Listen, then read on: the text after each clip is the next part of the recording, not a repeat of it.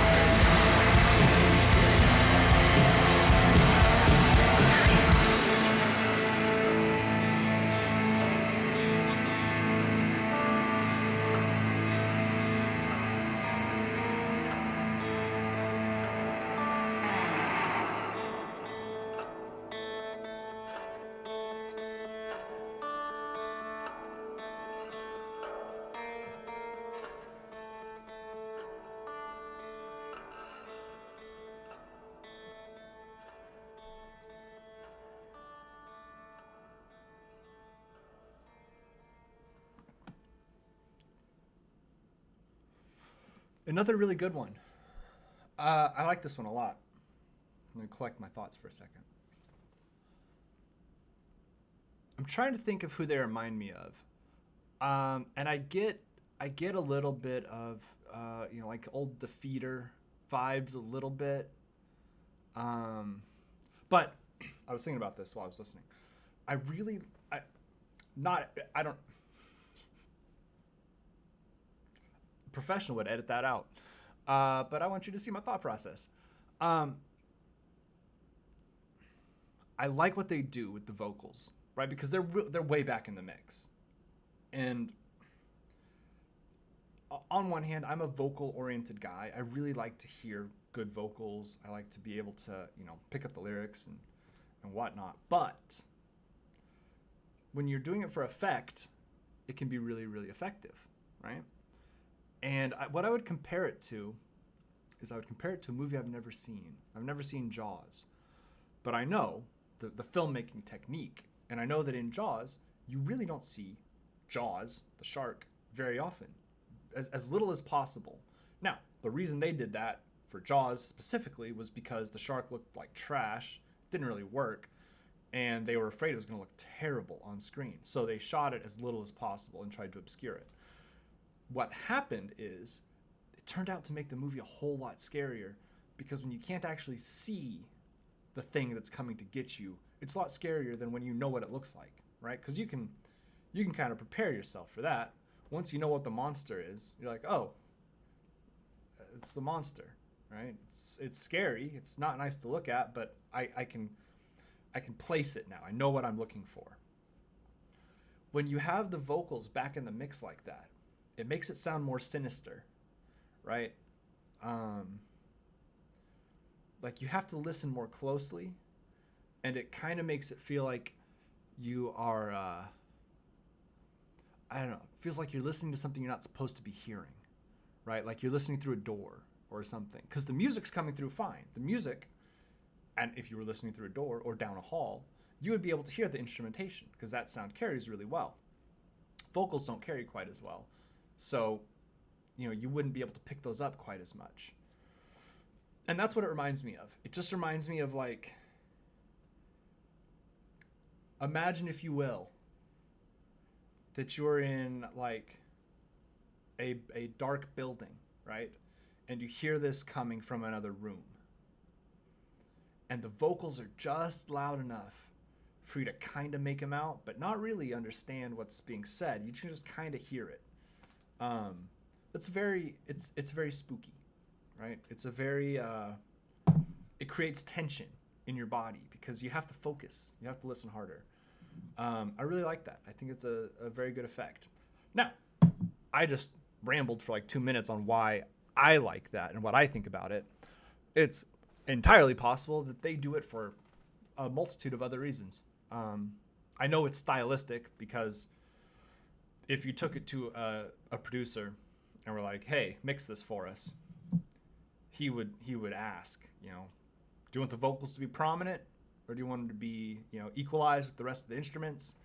So you're telling him, no, listen, we want the vocals to be a little bit underneath the instrumentation. So I don't know what their thought process is. I mean, listen, I'm not going to say anything because I don't have knowledge of this, but I do know that that's something that some artists will do to compensate for anxiety about how their vocals sound. And I want to be very clear. Like I said, I have no idea. I don't know the vocalist of Holy FAWN. I don't know how confident they are in their voice. That they could be, they could have sung in a city choir for their whole life and have a totally, like, a beautiful angelic singing voice. And they just are doing this for effect. But I do know that there are bands, especially back in like the mid 2010s, I guess, where you're doing this like 4 feet away from the mic so that the vocals are really kind of hard to pick up. And a lot of times you do that because if it's hard to hear the vocals, it's hard to criticize the vocals. And, when you're let's say when you're a bedroom artist putting out your shoegaze or down tempo or whatever, and you're not really sure if you have a good voice, you're not really sure if people will like it, sometimes you'll try to hide that. I don't think that's what's going on here, but I do know that I've seen it used sort of for that purpose with other bands. But I really like this song. I think it's great. Oh, one last thing, and this is just an aside, just because I think it's funny. I have been involved in a couple music video shoots in my life, it's a cool experience. But you see the video, and it's cool and stylistic, and the cuts are super fast, but what you have to remember is that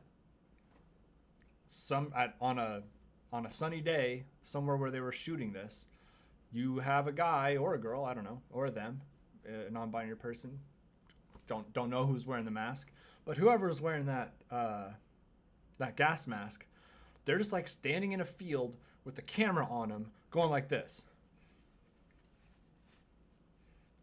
And it's like, okay, I promise you when we edit this, it'll look cool. But for now, we just need like 10 or 15 seconds of you just... And trust us, it'll look good in post.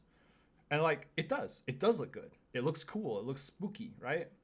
But it's just funny to me to think about the process of like, okay, we need this shot. Here's how we're going to get it. You're just going to stand there and you're going to wobble your head around for a little bit. And then we'll just cut when we've got enough. And then that's what we'll put in.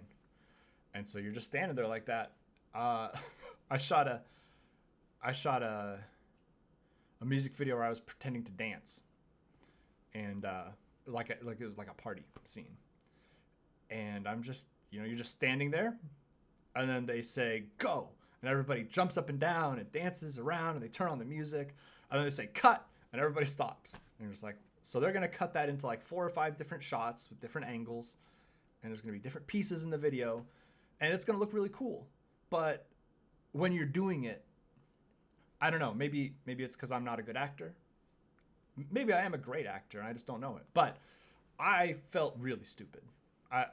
When I'm doing that stuff, I feel so dumb. And you just got to trust that the video producer is going to make it work. And that they're going to figure out how to make it look cool in editing. And they usually do. I know that sort of takes away from the tone of the video and the music with my silly little spiel about standing out in the woods, just but I don't care. It's my video. I can say what I want. Have a good day, everybody. I think that does it for this one. And I'm almost out of coffee. I'm gonna have to make more. When I'm occasionally I will create thumbnails for these videos. Usually I just here's a truth about me. Usually I just accept the auto-generated thumbnails. I'm just like, good enough. Moving on. But occasionally I will pick out a specific still that I like and use that as the thumbnail. And I talk with my hands a lot. I'm a very kinetic talker, I guess. And I keep noticing how big my hands are in when I'm rewatching the videos. 'Cause I have huge hands and long fingers, and when I see them on video all the time, it's really noticeable.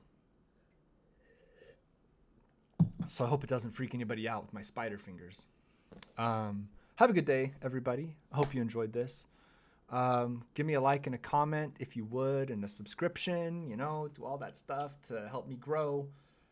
I've decided that I'm going to start a rivalry with Fantano, hair versus no hair. So I need I don't know, how many subscribers does he have? Does he have 2 million?